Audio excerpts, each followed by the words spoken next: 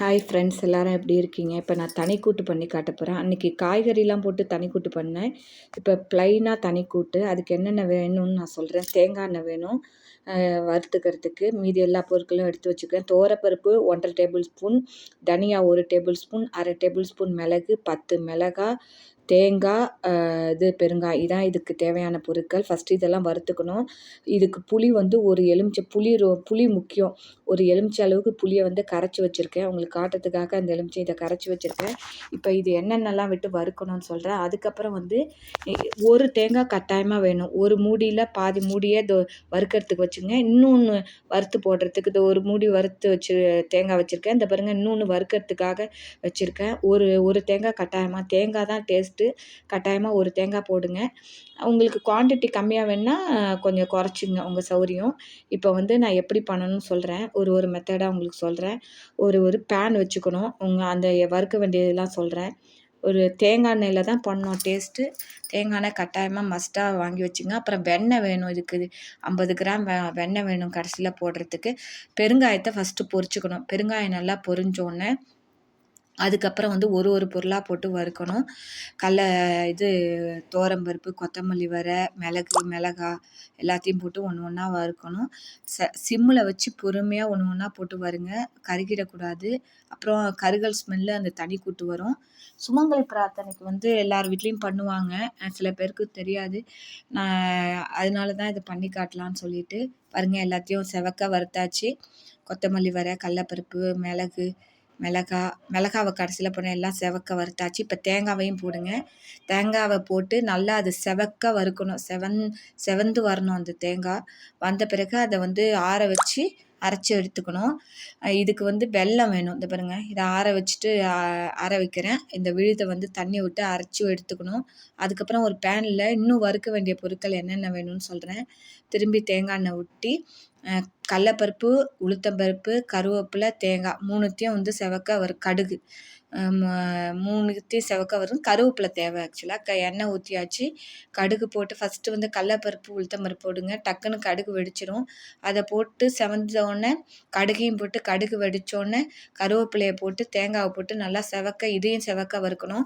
இதில் ஒரு சின்ன விஷயம் சொல்கிறேன்னா, இந்த கடலப்பருப்பு சில பேருக்கு பல்லு கடிக்க முடியாது, கடுக்குன்னு இருக்கும். அப்போ இருக்கிறவங்க இந்த பாருங்க, கருவேப்பிலை கொஞ்சம் வந்து தேங்காய் எண்ணெயில் கொஞ்சம் கடலப்பருப்பை கொஞ்சம் வறுத்துட்டு அதை வேக விட்டு வச்சுங்க. அது மாதிரியும் போடலாம். 2 மெத்தட்லேயும் பண்ணலாம். நான் இந்த மெத்தடில் சில பேருக்கு பல்லு கடிக்க முடியாது அந்த கடலப்பருப்பை இதில் போடும்போது. அதனால் கொஞ்சம் கடலப்பருப்பை வறுத்து வேக விட்டு வச்சுங்க. இப்போ கட்சட்டியில் தான் பண்ண போகிறேன். பாரம்பரியமாக நல்லாயிருக்கும், டேஸ்ட்டாகவும் இருக்குது. கட்சட்டியில் பண்ணும்போது ஒரு நாள் வச்சுக்கலாம். வெளியில் வச்சுன்னு சாப்பிட்லாம், வீணாக போகாது. இதை வந்து உப்பு போடாத நீங்கள் பண்ணினீங்கன்னா ஃப்ரிட்ஜில் விட 10 சொல்லுவாங்களா, அதனால நீங்கள் வந்து எப்படி வேணாலும் பண்ணுங்கள். இதை 2-3 நாள் ஃப்ரிட்ஜில் வச்சுன்னு சாப்பிட்லாம். புளியை கரைச்சி விட்டுட்டு மஞ்சள் பொடி, உப்பு போட்டு நான் கொஞ்சம் தான் பண்ணுறதுனால உப்பு போட்டுட்டேன். ஆனாலும் நான் வந்து வெளியில் வச்சு மறுநாளும் சாப்பிட்டேன். ரொம்ப டேஸ்ட்டாக இருந்தது. இந்த பாருங்கள், அந்த விழுது ஆற வச்சுருக்கேன் பார்த்தீங்களா, அந்த பொருள்லாம் அதை வந்து போய் அரைச்சிட்டு வரணும். அந்த விழுதுக்கு வந்து 2 மடங்கு வெல்லம் போடணும். அதனால இது பாருங்கள், வெல்லம் எடுத்து வச்சுருக்கேன் பாருங்கள். இப்போ வெல்லத்தை வந்து இந்த புளி கொதித்து எல்லாம் பச்சை வாசனை போனோடனே இந்த வெல்லத்தை போட்டு அதுவும் கொதிக்கணும். அந்த வெள்ளை ஸ்மெல் போக கொதிக்கணும். அந்த விழுது எவ்வளோ அரைச்சின்னு வந்துடுறேன்னு காட்டுருங்க. அதுக்கு முன்னாடியே நான் வெல்லத்தை எடுத்து காட்டிடணும்னு சொல்லிட்டு உங்கள்கிட்ட காட்டிட்டேன். அந்த விழுதை இப்போ காட்டுறேன். இந்த வெல்லத்தை இதில் போட வேண்டியதான். போட்டு அது பச்சை வாசனை போக நல்லா கொதித்து வந்தோடனே இந்த விழுதையும் கொட்டி, அதுக்கு முன்னாடி என்ன பண்ணேன், விழுது கொட்டுறதுக்கு முன்னாடி அந்த தாளித்து கொட்டி வச்சுக்கிறது பாருங்கள். இவ்வளோ விழுது, இந்த விழுது அளவுக்கு 2 மடங்கு வெல்லம் போடணும். தாளித்து கொட்டி வச்சுருக்கோன்னு சொன்னால, ஏன் அதை போடணும்னு நான் சொல்கிறேன்னா, அந்த பல்லு கடிக்க முடியாது வயசானவங்க, சில பேருக்கு கஷ்டம் இல்லை. அந்த அதனால நான் என்ன பண்ணலான்னு நினைக்கிறேன், முன்னாடியே கொஞ்சம் போட்டு அதுலேயே கொதிக்க விட்டால் இந்த கடலப்பருப்புலாம் கொஞ்சம் வெந்து நம்மளால் சாப்பிட முடியும். அதனால் இப்பயே நான் கொதிக்க விட்றேன். நல்லா பச்சை வாசனை போக எல்லாம் சுண்டி வந்தோடனே இந்த விழுதை கொட்டி கொஞ்சம் வெண்ணெய் 50 கிராம் வெண்ணெய் கட்டாயமாக இதுக்கு வேணும். உங்களுக்கு 50 கிராம் ஜாஸ்தின்னு தோணிச்சுன்னா 25 கிராம் போடுங்க. இதுக்கு டேஸ்ட்டே வெண்ணெய் தான், இல்லை தேங்காய் எண்ணெய். வெண்ணெய் போட விருப்பம் இல்லை அப்படிங்கிறவங்க தேங்காய் எண்ணெய் நிறையா ஊற்றுங்க, ரொம்ப டேஸ்ட்டாக இருக்கும். சில பேர் வீட்டில் வந்து தஞ்சாவூர் சைடு உள்ளவங்களுக்கெல்லாம் தனி கூட்டு வழக்கம் உண்டு. சில பேருக்கு இருக்காது. உங்கள் மெத்தட் என்னவோ நீங்கள் கடைப்பிடிங்க. நாங்கள் நார்மல் நாள்லேயும் தனி கூட்டு பண்ணி சாப்பிடுவோம். அந்த பாருங்க கொதிச்சு வருது, ரொம்ப டேஸ்ட்டாக இருக்கும். நீங்கள் வந்து இது மாதிரி பண்ணி வச்சுட்டு காயை வந்து தனியாக சேர்த்துங்க. கொத்தரங்காய், கத்திரிக்காய், புடலங்காய், அவரைக்காய், வாழைக்காய் இதில் தான் தனி கூட்டு பண்ணுவாங்க. இந்த பாருங்க விழுதை கொட்டுறேன். பண்ணிவிட்டு இந்த விழுதை அது அந்த காயை வேக விட்டு இதில் போட்டு மிக்ஸ் பண்ண வேண்டியதான். இன்னொன்று என்ன, சில இந்த இது சுமங்கலி பிரார்த்தனைக்கு பண்ணுவாங்கள்ல, இந்த விழுதை மட்டும் பண்ணி வச்சுட்டு காயெல்லாம் தனித்தனியாக வேக விட்டு இதில் கலந்துட்டு தனியாகவும் இந்த தனி கூட்டு வைப்பாங்க.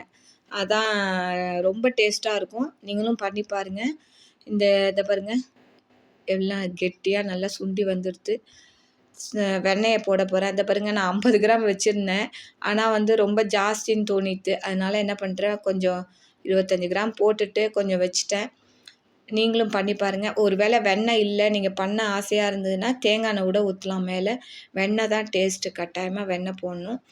ஓகேவா? நீங்களும் பண்ணி பாருங்கள் ஃப்ரெண்ட்ஸ். இதை பாருங்கள், எண்ணெய்லாம் பிரிஞ்சு வருது. அந்த முன்னாடி ஊற்றின தேங்காய் எண்ணெயும் பிரிஞ்சு வரும், இந்த வெண்ணெயும் பிரிஞ்சு வரும். இப்போ கலரி விட்டோன்னே எல்லாம் ஒன்றா சேர்ந்துரும். வெளியிலே வைங்க. இப்போ வந்து நீங்கள் ஃப்ரிட்ஜில் வைக்கணும்னு அவசியம் இல்லை.